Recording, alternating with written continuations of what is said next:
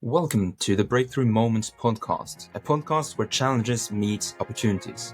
I'm Harold, and together with my co-host Lasse, we explore stories of innovators, leaders, professionals, and entrepreneurs, and how they turn obstacles into game-changing breakthroughs.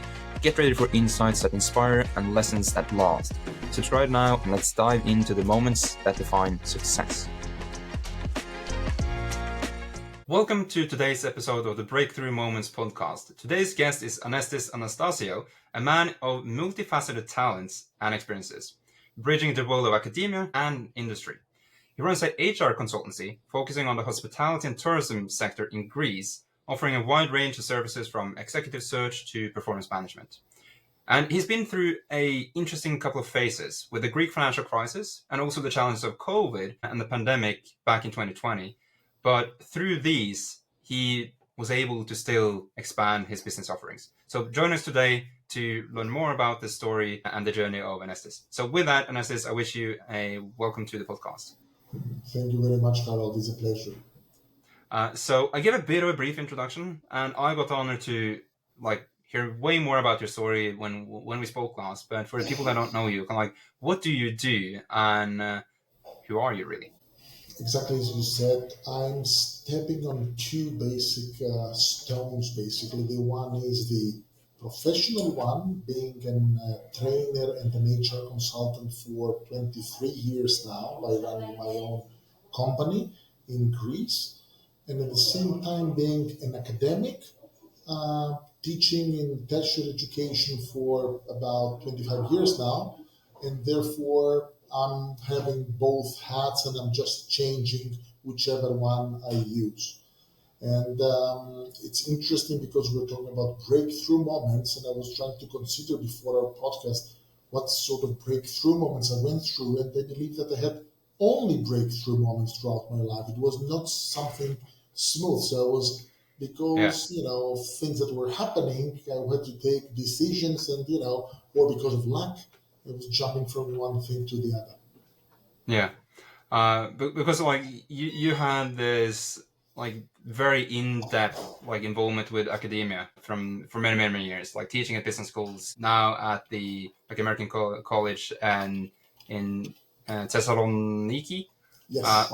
How do you believe and how have you seen and experienced the academic background influence your approach to running HR consulting company? Okay, it's first of all, it's not two completely different roles. It's more like communicating vessels, as we say in physics. I started as a trainer. I've been training people who are working in the tourism industry. And then I started to teach in the academia. I was teaching people again. So both of them, training, corporate training and executive training on the one hand and teaching on the other, are very, very close. In both cases, I was the teacher. So, and because of that, I was doing more or less the same thing, just speaking a different language and having a different audience. But after all, it was the teacher, the facilitator, the instructor kind of job. So, the HR consultant job was something that came thereafter. So that's why I say that the HR job of mine is something that was started as an aftermath of the academic and the training role. And because of that, I feel that the one is enhancing the other. For my university students, I'm the experienced HR consultant who knows a lot about the market, and I don't speak the traditional theoretical academic kind of language. Yeah. And in my consulting job, I have the academic background and robustness that can support what I consult my clients to do. So it's an interesting kind of dual identity that the one supports the other. Yeah, it's interesting because I've had a couple of other guests on as well that has had, let's say, a rooting in academia, and then has later transitioned into, let's say, more either founding their own companies or getting into business. And a lot of those has often said that it was a bit of a shock in terms of how little academic practice there is in business in general. Have you also experienced the same? It happens. It happens. Look, a lot of people who are experienced and good in the professional world, let's say, might lack some heavy academic background, but they know quite well what to do in reality, and that's why they can support companies or consult companies in the field. Having the academic knowledge as a, let's say, as a backbone of that, I believe it enhances quite a lot what you do, as long as you don't just stick to the theory. So that's why I said this balancing of the two and trying to keep the right proportions of each is beneficial for either of the two roles. Yeah, that's interesting. Kind of like the not getting too stuck up in one role or the other, not being too academic and just theoretical, but like, okay, how can this actually be used? What is the market saying? And kind of like dynamically adapting to that. And if I can add, it's not like the case that you mentioned that, you've been in the industry for long and then you decide to become an academic, or the opposite. I've been running both of them for many years. So I started both, my academic, let's say, job and my consulting job from my 20s. So, and it was a way that I was basically growing and nurturing both of them at the same time. So the one was supporting the other all the time. It was not that I had the one and then the other came up as a result or as a continuation. Both were developed at the same time, so synchronously in parallel somehow. Yeah. I remember you mentioned that when you started, or the HR consultancy, like at 29, you faced a couple of initial challenges in terms of, to just put it bluntly, like due to age. How did you approach that? Because like you started your HR consultancy at 29. I'm 29 now, and I've also kind of like, I can resonate with the fact that people like are a bit skeptical due to the age. But like, what did you do to kind of like approach that and handle that? It's a not easy answer. There is no magic recipe. What helped me back then was, first of all, the ambition and the courage I had. That was some sort of fuel that I had to fuel this sort of interest I had to do this sort of thing. The age was an obstacle because I was getting in touch with people who have been in the industry longer than my age back then. So I was 29 and 30, and I was talking to people who have been for 35 in the industry. So they've started to work in the industry a few years before I was born. So that was a thing, but I was able to overcome that, first of all, because I started to do consulting on something that I was feeling. It was not just a feeling, it was a reality I knew quite well so far.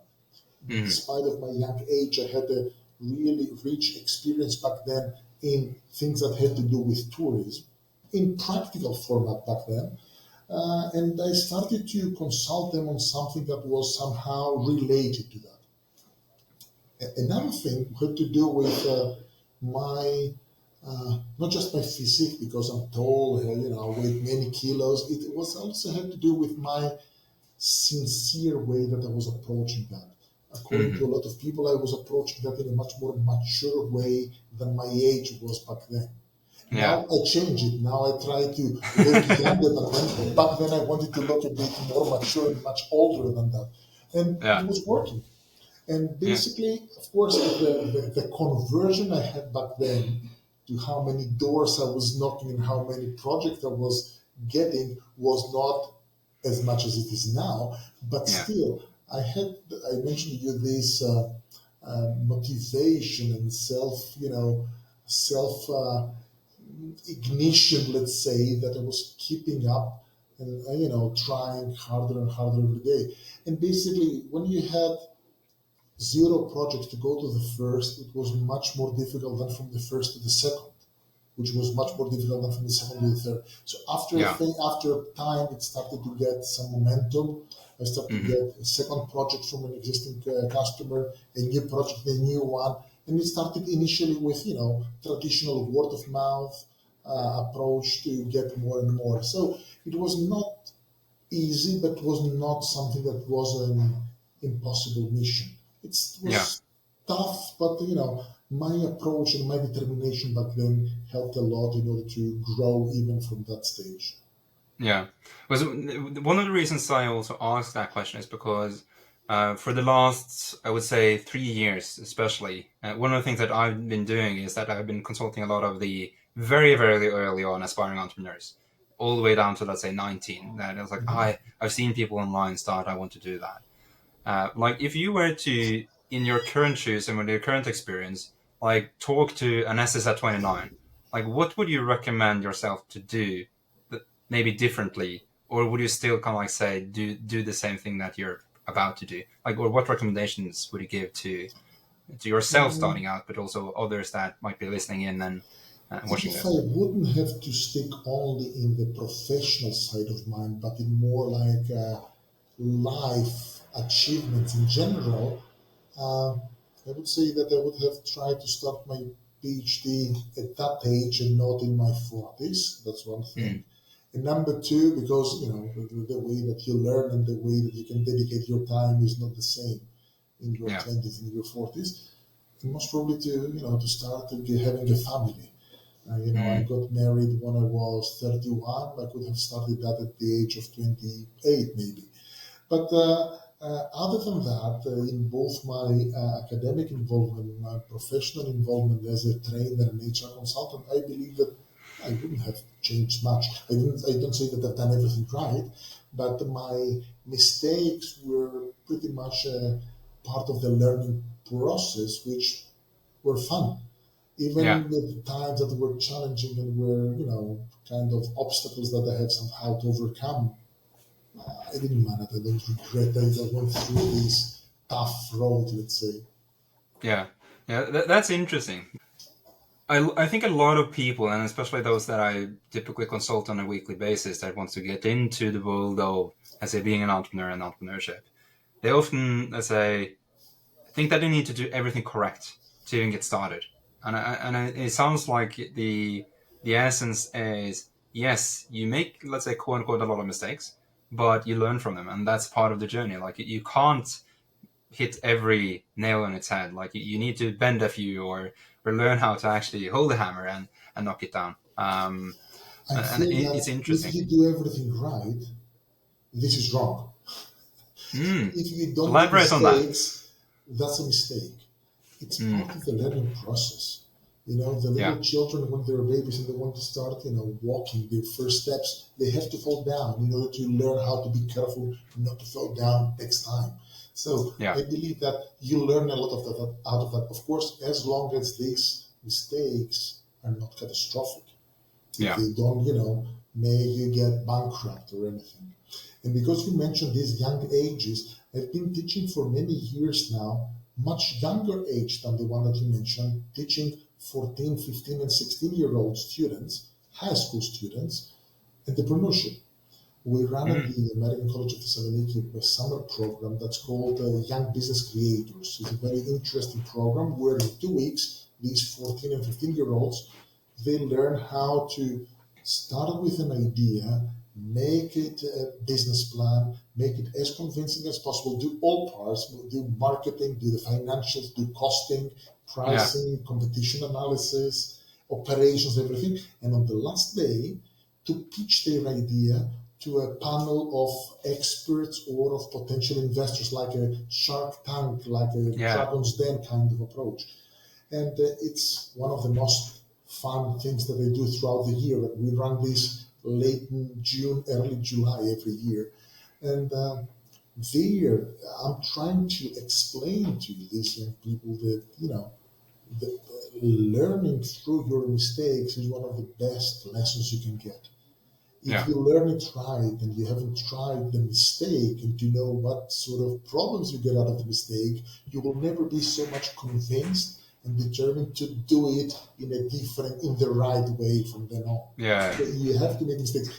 And again, I say that as long as you don't get the disaster out of that. Yeah, I think that's important as well in terms of there's like the fear of failure and not letting that basically hold you back, because like at the end of the day, I try to have the saying that the proof that you did your best is that you didn't do anything else and that you did just what you did. But to move on to something that I also found a bit interesting is that Greek is very reliant on tourism, like for the GDP and the revenue of the country as a whole.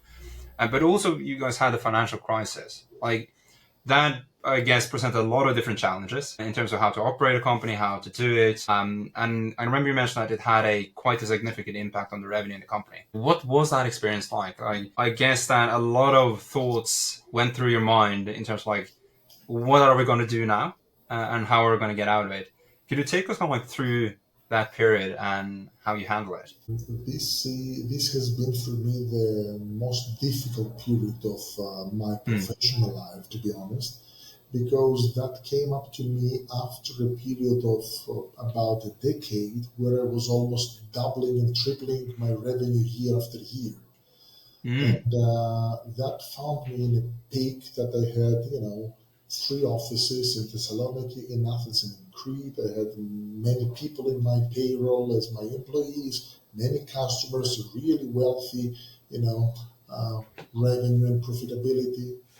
And it was 2011 that, we hit the walls. We crashed with the wall so hard. It was stay still and all our revenue was gone. So from one year to the next year, instead of doubling the revenue, our revenue became about 85% less. So we had no revenue, we had no business. So it was a very tough period when I still remember it was a period that I was very much troubled.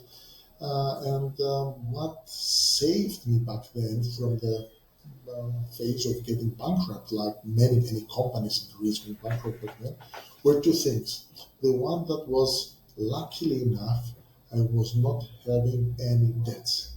I had no bank loans, no mortgage or anything. So I had some capital that I could cover and I could fill the holes and the gaps that I had to fill and to pay my debts that were caused because of the financial crisis.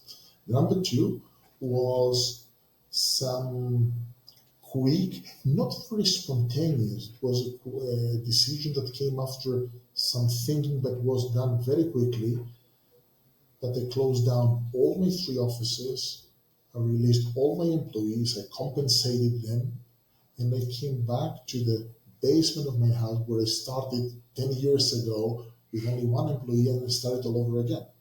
So it was we would teach our students about downsizing. It was a very, very strong downsizing that I felt back then that was the only way, the only scenario I had that would help me to survive. And it proved to be right. First of all, that was the scenario that helped me, first of all, to be able to continue in a much smaller scale. I was not having like 8 or 10 projects at the same time. I was having 1 project, then none, then a new one, none, and the new one. And then, so it was not the same rhythm. It was a relief because I was putting even my targets at the 0 level. So I had no expectations, no forecast. I was starting from 0. So any business was a welcome business. And I was focusing very much on the payment terms and not on the fee that I was charging. So I started to charge half price than the year before, as long as I could get the money in advance because I needed some cash flow to make my company running. And it worked. I don't say that this is because some people ask me, is this the right thing to do? Is it the recipe you would suggest others? No.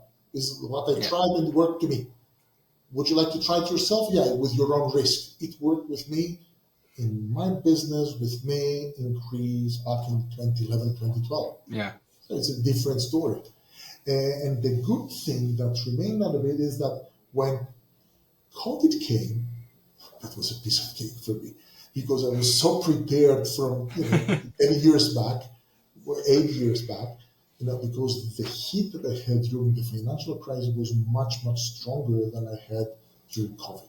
So I believe that after that, I don't say for everything, but for most cases of such a crisis, I might be able to, to face it in a more, prepared kind of mode. It's interesting. Like, I have to bring out that quote. Like, COVID was a piece of cake for me.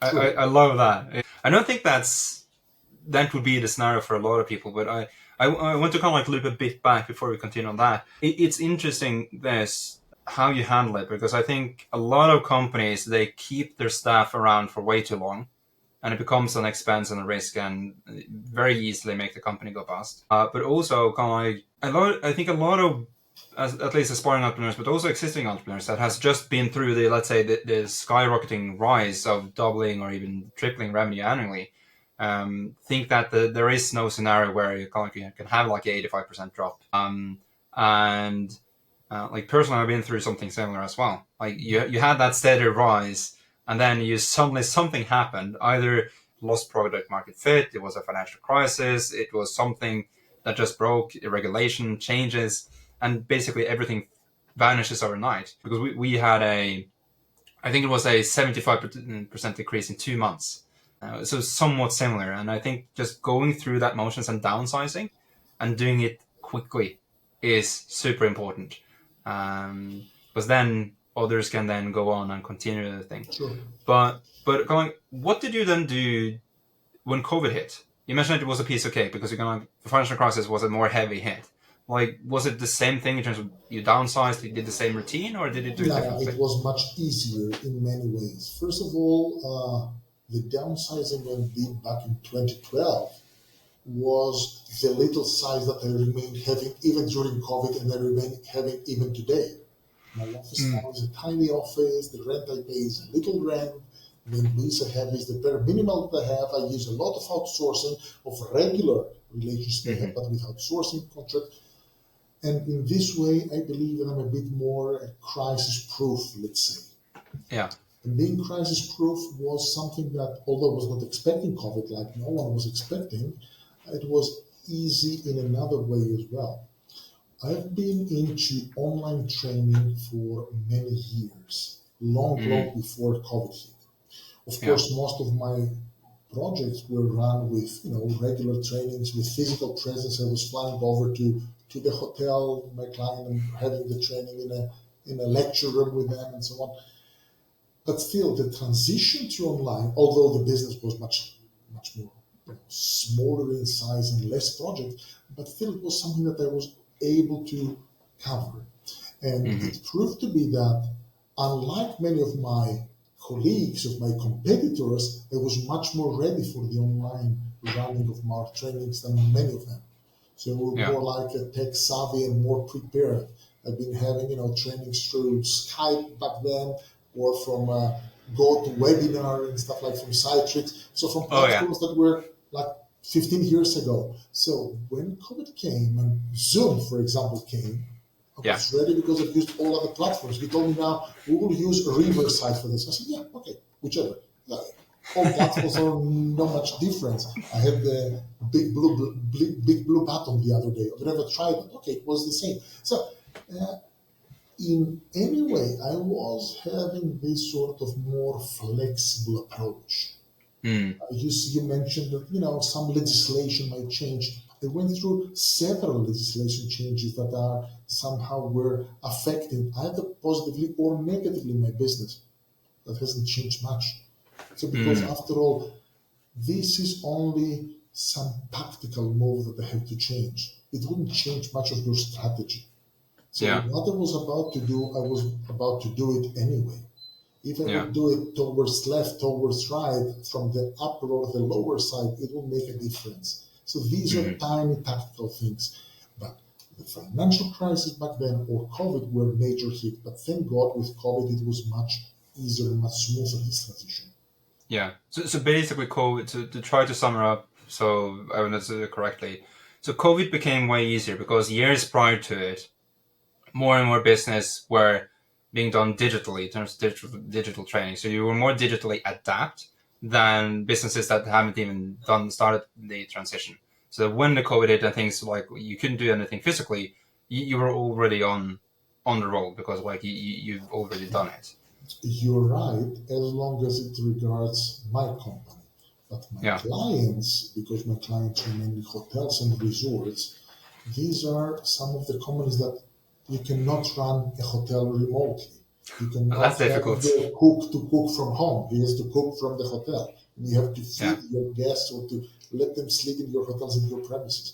So although these businesses were less able to be moved at home, it's not like you are working for an insurance company and you can work from a computer from home. Still, my readiness was something that, managed to bridge this different kind of, let's say, readiness from their side. Mm-hmm. They tried to somehow to help them bridge this difference. Yeah. So if you then were to take, let's say, the period of COVID, and you were to kind of, or try to highlight one key learning, what would that be? The downsizing that they've done and having a lean company with little sort of running costs is something that I believe can be a friend of yours both in sunny and in rainy days. Mm-hmm. Okay, maybe in sunny days there might be some others with more fancy offices or a more, shiny kind of look than you.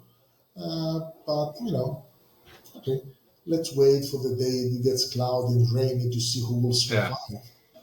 This shiny, made of iron might rust. I want.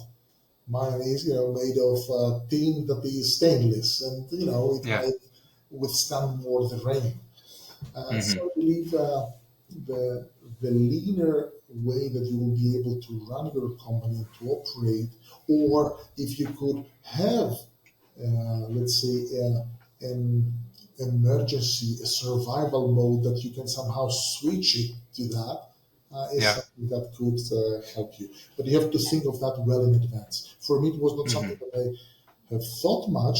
It was something that I've done long ago, and I've never returned to the more, growing you, mode. you didn't turn back. Yeah, I didn't have to go back. I stayed, and I remained even today in this more like low profile and Yeah. mode of operation. Yeah, it's interesting. Like I'm by the same premise that like you've done it one way, where you've taken on, let's say, you have a higher risk profile due to the salary, people, complexity, structure, all of these things, and then you go through that process and you figure out, okay, how can I, let's say, try to maximize the upside but minimize the downside, so that okay, it's okay for me to just increase by 50% a year, not 2 or 3, because I know the downside is like 2% instead of 80. Sure. So it's going to be way more sustainable to run.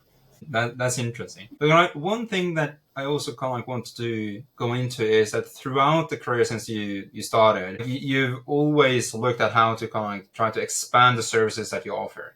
What did you start offering, and would you say that, or what has been the reasoning through the process of adding on different types of services in the offering for the company? Harold, we operate in a pretty much market-led rather than Mm, product-led approach. So it's not that we haven't ever developed a new product or a new service that we liked ourselves. On the other hand, what we usually do is we try to get a grasp and understanding what the market needs, and we try then to develop a product that would somehow would uh, answer this question, will fill this gap. Having said that, I told you that my company started as a training provider. Even today, mm-hmm. our website is www.training.gr. So we are a training company after all. Though Yeah. there was a moment that some of our clients asked us, okay, along with training our restaurant staff, our waiters, let's say, how to serve better and how to offer better customer service, they told us, yeah, but in order to be better in that, we would need some good restaurant manager or good food and beverage manager. I said, yeah, you should have it. Could you help us in finding that? So that was Yeah. the initial find for me to go into executive search. It was Yeah. not something that I knew, I've never thought of myself being a recruiter, but it was something that in order to go to my overall aim, that is to improve the performance of the organization, maybe training their staff was not enough. So hiring some manager for them could help towards the direction that is performance improvement. Because after all, what I wanted to do and what I still want is to find ways how to improve performance of my customers. Yeah. In the same line, when they wanted to have a better and more well-designed or a more modern system to measure the performance of their employees and to evaluate how well they do, we went into performance management. So it was not my choice. So I felt that the systems they had so far were not so well designed and were not giving them the results and the sort of the answers of what to do next. So designing a better program for them was, a major quest that we had to answer. Yeah. Or today, that, for example, not just in Greece, globally, all tourism enterprises faces problems with finding employees, and that now everybody learned about employer branding and employee value proposition. It was not something that I invented myself. I see that they want somehow the good companies and the good employers to show to inside to the company and to outsiders that they are a good employer indeed, and they would deserve these people who want to stay in the tourism industry to come and work for them. So I came here and trying to find ways of how to help them to enhance what they already do as a value proposition for their employees and how they can show off this to outsiders to make them look like a better employer. So all these services that we have were things that I haven't, slept one night and then I woke up the next morning and I said, yes, I had a dream last night. No, it was something that I've seen this happening. And usually we go through some validation process. It's not just you to tell me this. When you ask me for a certain service, we wish to have this. Then I do a little research in an organized manner. I talk to others. Is it only you who's having this problem or is it more than you? If it's something that is troubling more companies, then we start to think, okay, let's analyze it a bit more. Let's elaborate a bit more. Let's try to find ways, and then we develop a new service that we can offer. And in this way, we've been into other things. But after all, when they ask me, what is your main project? Okay, I'm a trainer. I'm a teacher. That's what I am. I became an HR consultant and I became a performance consultant because I was asked to. And, with my clients, because I wanted to have improved performance, I would do whatever else is needed towards helping them have improved performance. And in this route, we jump into other areas of HR. And that's how we became HR consultants from just trainers. Yeah, it's interesting because I think a lot of people are very focused on, okay, I have the perfect product. I have the perfect service, and that's the only thing I'm going to do. It's great, but that's not enough. No, you need more. Like, you need to listen to the market. What does the market ask for? Like, what is the problem? Like, when you try to sell what you have, like, what other problems occur from the problems or the client's mouth? Like, what are the other challenges that they face? What other, like, issues? What bugs them? All of these different things. And you have to basically listen to that input and see, okay, how can you basically improve it? But one thing that I kind of like want to go more into now as kind of like the final segment of the episode is more the path ahead. Because when we spoke last, you mentioned that you're trying to, let's say, transition your service to be more product-like, to be able to automate more and have less personal involvement. What's on the block? Like, what are you looking at in terms of the phase that you're now going into in terms of trying to do these things? I've been in this business for a long time, as I told you, and I have quite a few more years to further go before I retire. So I would like for these last few kilometers that we have to run before my retirement to find ways of how not just to be efficient, that was the main goal of mine, but also to make it a bit more effortless. I don't say that I became lazy or I'm tired, but I feel that if I find ways of how to automate some processes, I could channel my resources to do other more interesting things. In that direction, we try somehow to organize our company, and in the same way with our projects, also our clients, into a bit more, how can I say, uh, process-oriented approaches. And rather than to solve all problems at an ad hoc basis, to have something more organized. Mm-hmm. Of course, being in the service industry is not very easy to productize your service. And we all know that, all companies that have been in services. But what we've been trying to do lately is we've tried to organize some sort of playbooks and to have some fixed ways that we tackle problems, of course, with all the modifications that are needed and according to the particularities of every project. Mm-hmm. In that direction, what we've been lately starting to design, which is basically some sort of spin-off company, is we've been starting to develop a performance management platform that will enable companies to automate the way they do their performance management process. What companies have been doing for many years now, first of all, there are a lot of companies who don't measure their performance of their employees. And the ones that do, usually they follow a sort of traditional old-fashioned, paper and pencil format where the manager assesses the employees and so on, which is great.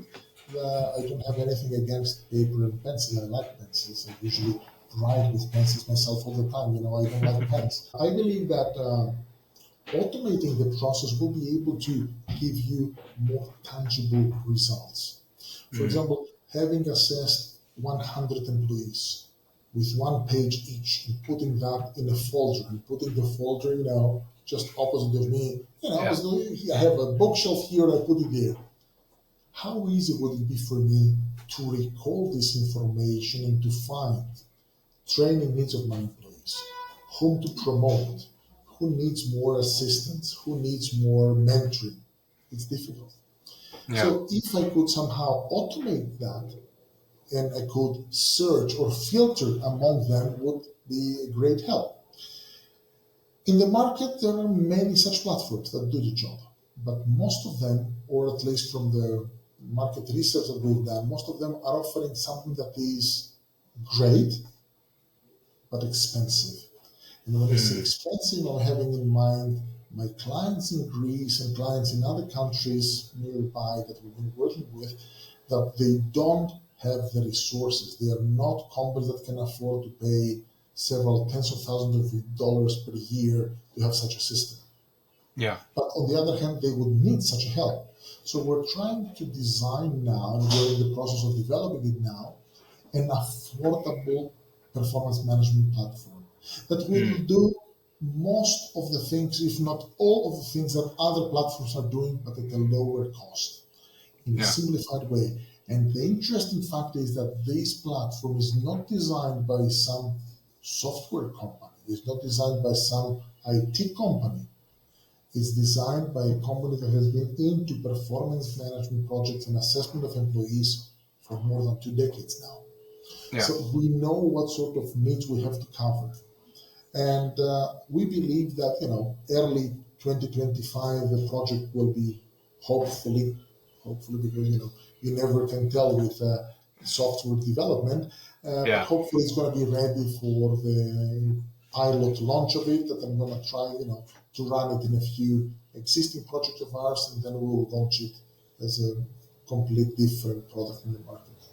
Yeah. Interesting phase then. And an interesting path ahead. That's kind of like the final couple of miles to run and kilometers to run before retirement. Sure. Talk about being open-minded and curious, which again I really, really love. I always end these episodes and talks with one question to every guest, and I'm curious I asked you if you had an answer to it before we hit record. And I'm curious to hear it because you didn't give me any hint. But the question, Anestis, is if you could get an answer to one question related to what you do or your business, what would it be and what would you like to know? It would have been that, I would like to know what else I could do better in my business. I don't say that I do everything right. I told you that I believe that by doing mistakes, you go to the next step. If you do everything right, maybe you're missing something that you don't know. So I feel that if I could be going out of what I'm doing right now, if I could somehow try to check what else I could do, because I do a lot of things. I do a lot of things both in my company and I'm doing a lot of things in my academic profile. So for me, the main question would be, what else should I do? But I would like this not to be told me by some consultant or by. I would like to see it myself. If I could go out of my body and be, on top, like, in cartoons, like a spirit, to be able to judge myself with my criteria. Because running a company right now doesn't help you to do that. So if I could somehow judge myself, so the question that I would like to answer is, what do I do right and what do I do wrong? But this question be answered by myself and not by someone else. I don't know how to do it, but that would be the ideal situation. To answer myself what else I should have done or what I should have done differently. Yeah. I like that question. I think it's a very, very difficult question to answer. No, it's not a question. I will not be able even to ask or to answer this question. It's just, for the sake of the interview. Yeah, but I like it either way. Like I think we always need to try to objectively reflect from an outside perspective, like looking in. Okay, there sits, in my case, Harold operating this company, or for your sake, there sits Anestis operating this company. What do I see as an outsider? What is being done and what could be done? There is always the bias involved, exactly. We see it in a different perspective, each one. So it's pretty much, is objective or subjective. So it's definitely a question. Yeah, but very good. If someone wants to reach out or read more, Anestis, what's the best place to go? Anything, I'm in all areas you can imagine. You can Google me, you can find me on LinkedIn like Anestis Anastasiou, you can find me in Instagram and Facebook, even TikTok. I've got videos that I upload. My videos are all in Greek for now. I haven't done any videos in English. No, I have quite a few, but they're more like personal with my kids and so, even Be Real, for example, that I'm taking pictures at a certain point in the day. So it's easy to find me anywhere. I'm based in Greece. I've been traveling around the globe for many years now. I've been teaching around the globe, either as an HR consultant, as a trainer, or as an academic. And that's one of my favorite things to do. It is not a matter of, doing it to become richer. It's getting richer in experience. I love doing that, and I believe this is one of the things I will continue doing for as long as I can. Yeah, I like that. We're going to try to include at least a couple of the links, so especially, for example, to your LinkedIn and in the show notes and the description. Probably not going to add your Be Real or the more private ones, but I'm going to try to do that and ensure that if someone wants to reach out, it should be fairly straightforward and easy. Exactly. And the final thing that I then can say on this is, thank you for taking part in the podcast. It's been my pleasure. You're very welcome, Harold. It's been a really, interesting experience to get in touch with you. Even the way that we got in touch, and even the process we went through before and now during that video podcast that we had. It's been a pleasure for me. Thank you very much.